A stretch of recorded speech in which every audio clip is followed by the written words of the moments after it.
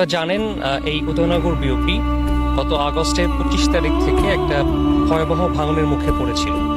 এখানে প্রায় বসবাসকারী 2 থেকে 3 হাজার সাধারণ মানুষ, তাদের অবস্থান, তাদের বসত বাড়ি হুমকির সম্মুখীন ছিল। মূলত তাদের পাশে থাকা, তাদের সহযোগিতা করা এবং আর্থিকভাবে আমাদের পক্ষ থেকে সামান্য কিছু অনুদানের একটা চেষ্টা আমরা করেছি। আমাদের রিজন কমান্ডার মহোদয় এখানে এসেছেন এবং স্যার সেখানে তার পক্ষ থেকে, আমাদের সবার পক্ষ থেকে এই প্রচেষ্টাটা নিয়েছেন এবং আমরা আশা করব আমাদের সকলে মিলে, বিজিবি এবং সাধারণ মানুষ সকলে মিলে আমরা এই অবস্থানকে রক্ষা করব।